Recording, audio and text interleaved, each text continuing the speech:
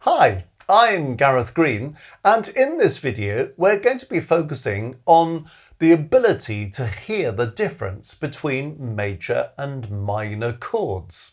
Now you might wonder why we would want to do that, but actually it has quite a few applications. Now the first thing is, we'll come back to those applications, but the first thing is to realise that within a major or a minor key, we have a mixture of major and minor chords. We also sometimes use other chords like diminished and augmented chords. But for some people, this comes as a big shock because they assume that if you're in a major key, all the chords must be major. If you're in a minor key, all the chords must be minor. But that is not so. So let's just have a think about this for a moment. If I'm in the key of C major, here's my scale of C major, C, D, E, F, G, A, B, C. If I build triads, which are the basis of our chords on each of those notes of the scale, by taking the bottom note as what we call the root, add a note that's a third above it and a note that's a fifth above it, then I get my triad. So for the first triad, C's the first note of the scale, E's a third above it, G's a fifth above it. So that's chord 1, or the triad for chord 1. Here's 2, 3, 4, 5, 6, 7, back to 1 again. Now then, if we look at number 1, this is a major triad, a major chord. Now, how do we know that? Well, E is a major third above C, and G is a perfect fifth above C. So any chord that has a major third above the bottom note and a perfect fifth above the bottom note is a major chord. Okay, now if you're thinking, I'm not so sure about how to work out what's a major third and a perfect fifth, let me just give you an easier way of doing that.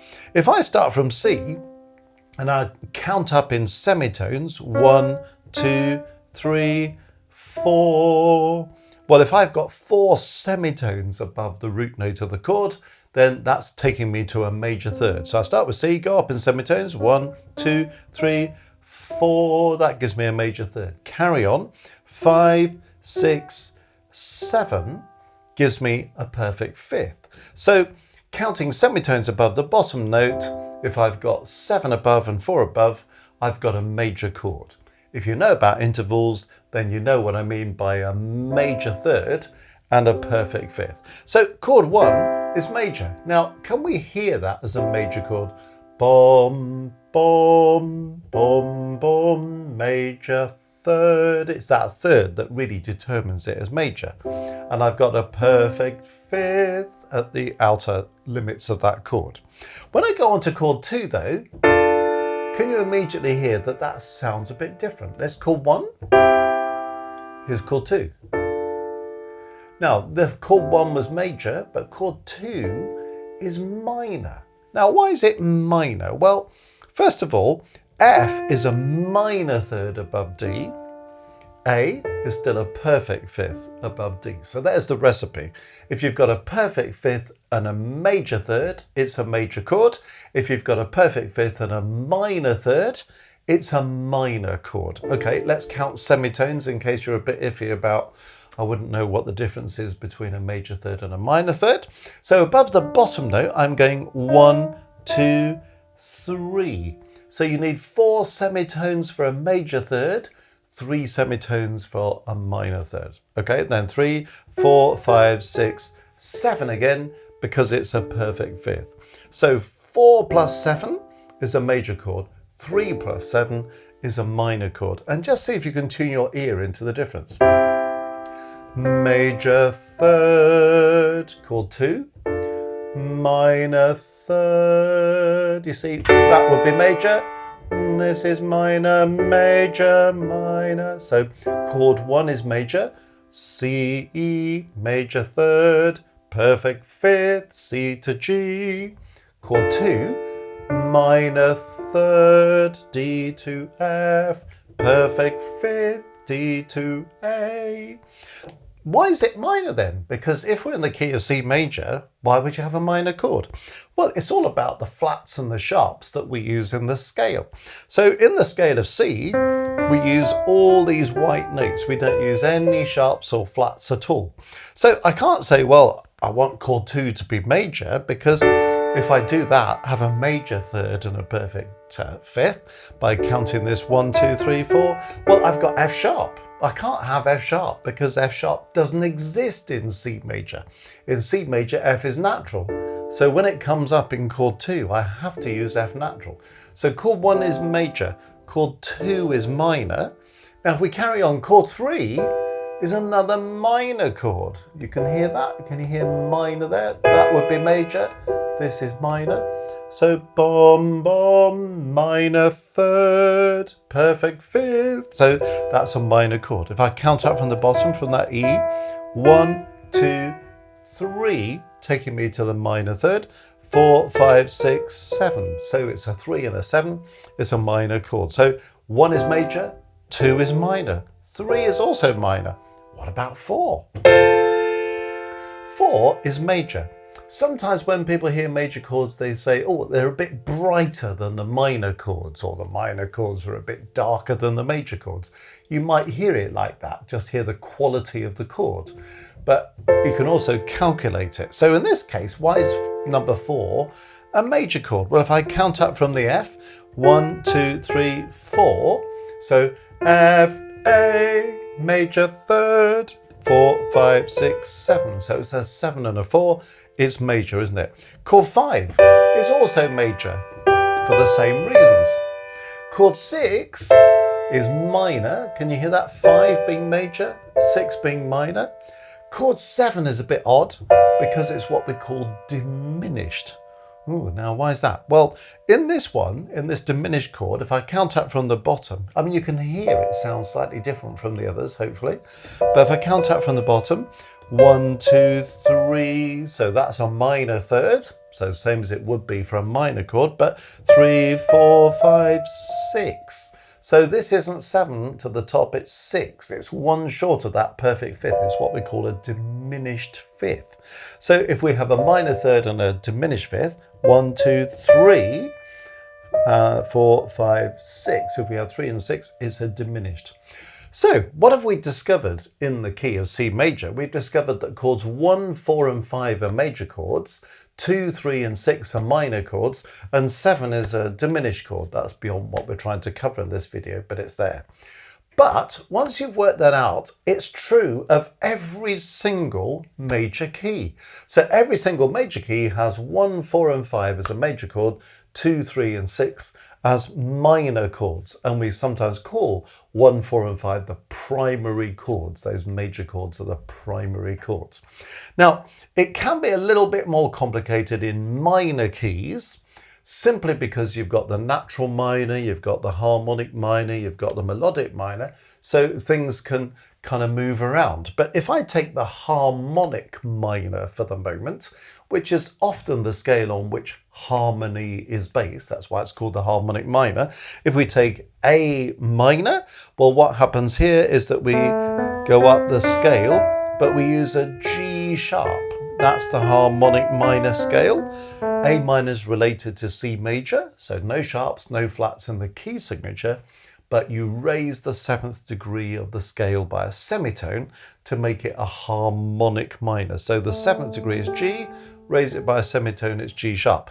Now, if you're using the harmonic minor, what happens in a minor key when we make the triads for the chords? We get this. 1 is minor, 2 is diminished, 3 is augmented. Ooh, what's all that about? Well, if I go C to E, that's a major third. So from C to E, major third, 1, 2, 3, 4. But then go on, 5, 6, 7, 8. So if I'm going 8 and 4, that's an augmented chord. You can hear it's got a particular quality, isn't it? So 3 is augmented in the harmonic minor scale. 4 is minor. 5 is major, 6 is major, 7 is diminished. So isn't it funny, in a minor scale, in the harmonic minor, you've only actually got 2 minor chords. you've got an equal number of major chords. You've got 2 major chords. And then you've got an equal number of diminished chords. You've got 2 diminished chords and you've got 1 augmented chord. So it's a real mix, isn't it? So one reason for can you hear which chords are major and which are minor is if you're trying to hear what a chord is because you've got an idea in your head you're wanting to write down. Well, can you hear if that chord is major or minor? Because that eliminates some possibilities, doesn't it? So even if you're not sure what the notes are that you're hearing in your head, if you're in a major key and you're hearing a major chord, you know it must be 1, 4 or 5. Or if you're in a major chord and you're hearing something minor, it must be a 2, a 3 or a 6. So it kind of eliminates some possibilities. If you're someone who's trying to do one of these kind of oral dictation kind of exercises, maybe preparing for an exam and you find it very difficult to hear chords, well, one very useful thing is to be able to hear, is the chord that's being played major or minor, or possibly diminished or augmented, because that's going to narrow the possibilities. Then maybe if you've got one of the notes given to you, you can think, if I'm in a major key and I'm hearing a major chord and I've got this note given to me, well, does that note fit 1, 4 or 5? Because it might just give you the answer, mightn't it? So it's kind of quite useful. It's also useful for just kind of tuning your ear into, can I hear the difference between these major thirds and minor thirds that, alongside perfect fifths, that determine the major and the minor chords, so that when you're playing music, you're kind of aware of the impact of that on the mood of the piece. And when you're composing, you're not just using major chords all the time or minor chords all the time, because that tends to get a bit tedious. We need a mixture of major and minor chords. So let me take some of these triads and just randomly put them into 4-part chords and see if we can kind of hear what's major and what's minor. Now, what do I mean by this? Well, if I'm in C major and I take chord 1, we said that's a major chord. So C, E and G. If I put that into 4 parts, well, how do I do that? I've only got 3 notes. Well, I have to use one of them twice. So I might do this. And I can randomly organize the notes as I see fit. What have I done here? I've got C at the bottom, I've got C at the top. Then I've got E there and I've got G down there. So as long as I'm using the notes C, E and G, I'm in business. I could do this, or I could do this, or I could do this, or I could do this, or I could do this. I mean, all sorts of different possibilities for spacing that chord, but that's all chord 1, and you can hear they're all major. So have a listen. Is this a major chord or a minor chord? So what do you think this one is? Well, that's a major chord. How do I know that? Bom, bom, major third, C to E. But if I'd done that, that would have been minor. C to E flat, minor third. It's funny, when you put major and minor chords alongside each other, it suddenly becomes much more obvious. You think, oh yeah, I can hear that that's major and that's minor. When you just hear the chord on its own, you might be less sure about it, but it's quite useful just to think, that's major, that's minor. Yeah, major, minor, major third above the bottom, minor third above the bottom, major, minor. Okay, so that's a major chord. What about this one? What do you think this one is? I'll play it again. Well, that's a major chord as well. Okay. Bom, ba, ba, bom, bom, bom, major third. So that's the major chord. This would be minor. Yum, bom, bom. That's minor. This one's major. Okay, what about this one? What do you think that one is? By kind of organising the notes and the chords slightly differently, that can be slightly off-putting, but you're still doing the same trick. The thing is, can you hear the bottom note of that chord? Bom is at the bottom.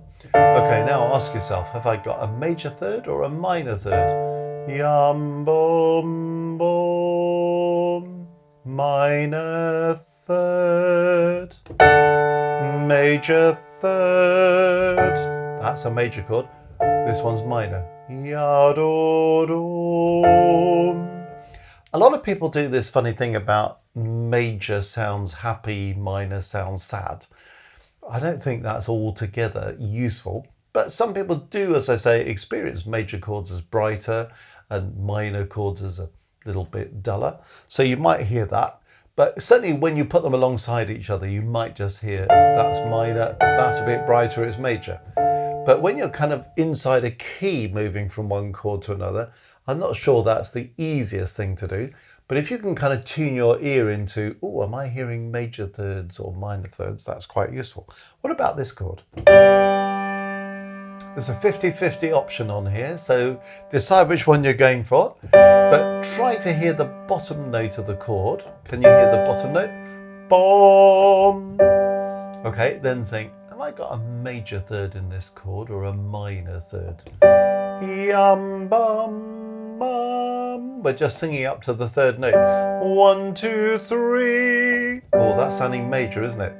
So if I do minor, 1, 2, 3. You can hear what's going on there. Okay, well, you might want to kind of rewind over some of that if you're still thinking, I'm still not sure about this major minor thing, just to tune your ear into being able to hear the notes inside a chord and then just sort of practicing this major minor third thing. Okay, now let's try a little exercise. I'm going to play a series of 7 chords, all inside the same key. And all I'm asking you to do is to decide which chord was major, which chord is minor. Now you might want to just do this by grabbing a pencil and a piece of paper somewhere and just sort of numbering 1, 2, 3, 4, 5, 6, 7, and then just thinking capital M is major, lowercase m is minor. What do you think number 1 is? What do you think number 2 is? And so on. So let me first of all play this whole phrase to you. I'm in E flat major. There's the tonic chord of E flat major. Okay. That's the E flat major scale. Just to get your ear tuned into that key. So all you've got to do is listen to each chord and say major or minor. I'll play the whole phrase. Here comes the whole phrase. So.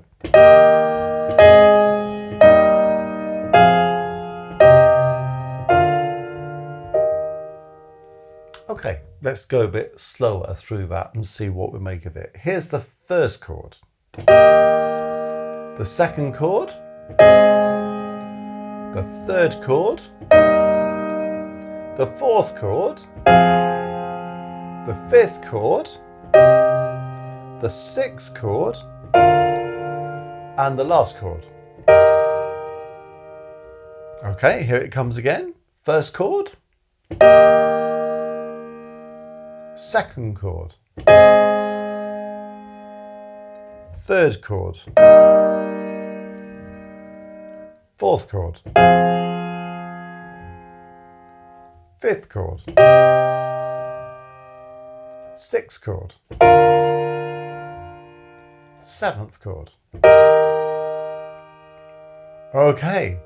Well, I wonder how you got on with that. If you're still struggling, rewind, have another go at that. And then I will reveal what the chords were that I played. Are you ready for me to touch the magic button? Here it comes. These are the chords that I've just played. So now you can see them on the screen. Let me play it again.